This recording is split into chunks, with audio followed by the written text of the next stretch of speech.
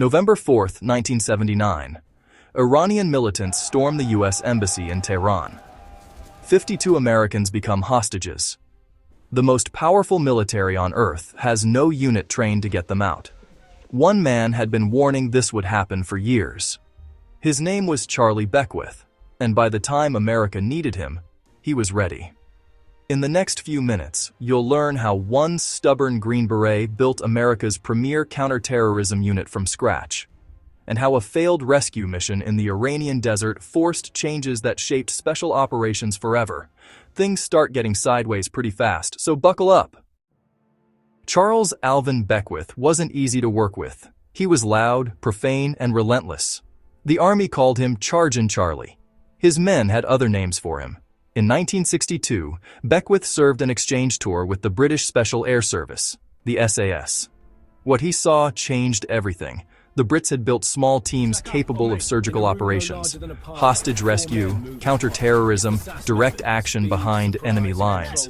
America had nothing like it. Beckwith came home with a vision: build an American SAS. The Pentagon said no. The Army brass said no. For the next 15 years, Beckwith kept pushing. He wrote reports, he testified. He knew small specialized hard-hitting teams would be needed sooner rather than later. Then the world changed. The 1972 Munich Olympics massacre, the 1976 Entebbe raid. Terrorism was evolving, and America was caught flat-footed. They had the man for the job. However, him and his reports had been put on the back burner for nearly 15 years. In 1977, the Army finally approved Beckwith's concept. 1st Special Forces Operational Detachment Delta was activated on November 19, 1977. The name was deliberately bland, designed to hide in plain sight on organizational charts. Beckwith built Delta in his own image, demanding, unconventional, and obsessed with selection. He didn't want soldiers who followed orders. He wanted operators who could think. The unit was barely operational when Iran happened. 2 years from activation to the biggest hostage crisis in American history, ready or not, Delta was going. But first, what does it actually take to become a Delta operator?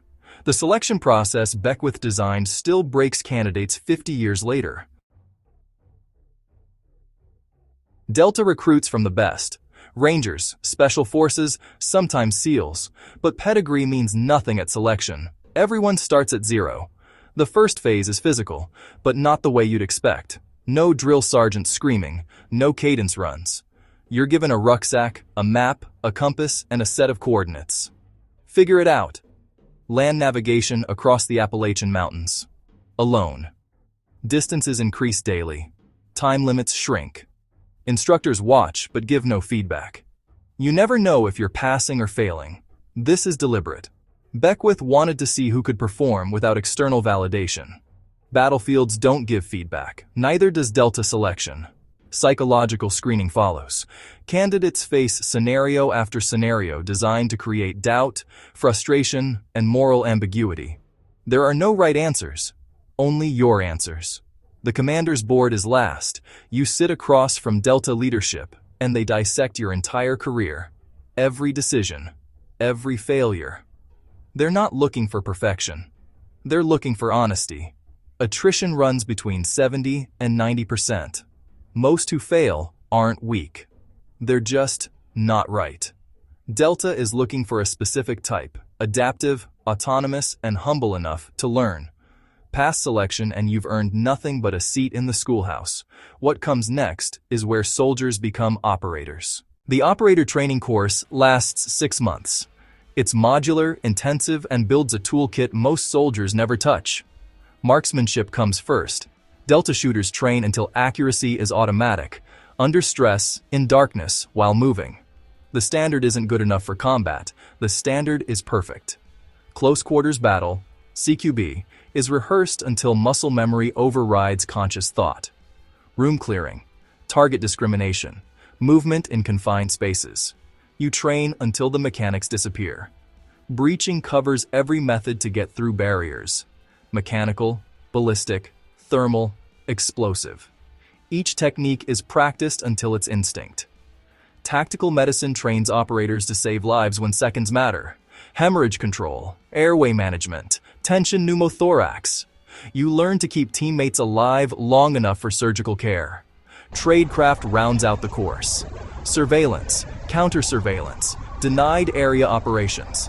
How to move through hostile territory without leaving a trail. Training cycles are punctuated with full mission profiles, hostage rescues, embassy takeovers, high-value target captures. Each scenario is scored, debriefed, and repeated until outcomes become predictable. The debrief culture is Delta's secret weapon. Rank disappears in the debrief room.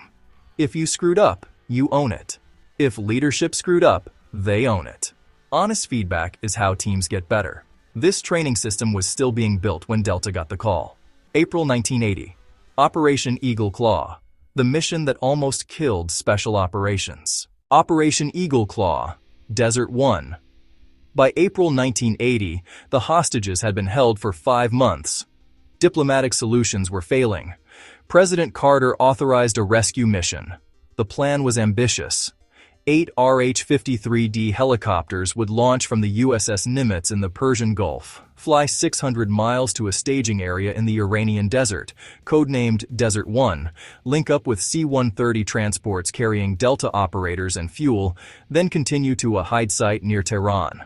The next night, the assault force would infiltrate the embassy compound, neutralize guards, extract hostages, and exfiltrate to a nearby stadium where helicopters would extract them to a captured airfield. A second wave of Rangers would secure the airfield for C-141 transports to fly everyone home. On paper, it could work. In the Iranian desert, it fell apart. April 24, 1980. The helicopters launched and hit a massive dust storm the weather forecasters missed. 2 birds turned back and a third lost critical instruments. At Desert 1, only 5 flyable helicopters remained. The mission required 6 minimum. Beckwith made the call. Abort. Then disaster. During refueling, a helicopter repositioned in a dust cloud and collided with a C-130 tanker. Both aircraft erupted in flames. 8 Americans died. The survivors evacuated, leaving aircraft and bodies in the desert. The Iranians paraded the wreckage on television. America watched its military failure in real time. Eagle Claw looked like the end of special operations. It became the beginning. The Holloway Commission and JSOC. The Holloway Commission investigated what went wrong. Their findings reshaped American military doctrine. Problem 1. Interoperability. Each service component, Army, Navy, Air Force, trained and operated in isolation. They couldn't talk to each other. They hadn't trained together. When the mission required joint execution, the seams showed. Problem 2. Command structure. Too many chains of command. Too many veto points. No single commander owned the mission end to end. Problem 3. No redundancy. When helicopters failed, there was no backup plan that didn't require aborting. The fix: Joint Special Operations Command, JSOC. Activated in 1980, JSOC unified Army, Navy, and Air Force special mission units under a single commander. Delta, the newly formed SEAL Team 6, and dedicated aviation assets would train together, operate together, and answer to one headquarters. The 160th Special Operations Aviation Regiment, the Night Stalkers, was stood up specifically because Eagle Claw proved that special operations required dedicated aviators, not borrowed helicopters. Every joint special operation since, Grenada, Panama, the Gulf War, the hunt for bin Laden, traces directly back to the lessons learned at Desert 1. JSOC spent 2 decades refining, then came September 11th, and Delta went to war. Global War on Terror. After 9/11, Delta deployed to Afghanistan within weeks. The early campaign combined special operations with CIA paramilitaries and local Afghan fighters to collapse the Taliban in months. Tora Bora, December 2001. Delta operators tracked bin Laden's forces into the mountain caves near the Pakistani border. The terrain was brutal: elevation above 14,000 feet, freezing temperatures, fortified positions. Delta and its partners killed hundreds of al-Qaeda fighters, but bin Laden escaped across the border. Iraq brought a different war. Urban, sectarian, with an insurgency that metastasized faster than conventional forces could track it. JSOC adapted. General Stanley McChrystal transformed JSOC into a network designed to fight a network. Intelligence cycles that once took days compressed to hours, then minutes. The find-fix-finish cycle became a machine. At the height of the surge, Delta and its partners were executing multiple raids per night. They dismantled al-Qaeda in Iraq, leadership faster than the enemy could replace it. June 7, 2006. Delta, working with SEAL Team 6 and intelligence assets, located Abu Musab al-Zarqawi, the leader of al-Qaeda in Iraq, in a safe house near Baqaba. F-16s dropped 2 500-pound bombs. Zarqawi died minutes after operators reached the rubble. That raid represented everything JSOC had learned since Desert One. Joint execution, compressed intelligence, precision application of force. Delta's edge isn't just tactics, it's works alone. Reality. No special operation succeeds without enablers. Intelligence officers, pilots, logistics specialists, communications technicians. The operator is the tip of a very long spear. Myth. It's all classified forever. Reality. Operations get declassified. Books get written. The secrecy is about protecting methods and people, not creating mystique. The real story is less glamorous and more impressive. Ordinary people trained to do extraordinary things through discipline, repetition, and honest self-assessment. Delta Force started as one stubborn colonel's dream. It survived a desert catastrophe that should have killed it. It evolved into the most capable counterterrorism force on the planet. The lessons apply beyond the battlefield. Prepare obsessively, stay humble, debrief honestly, and adapt when the plan falls apart. If this deep dive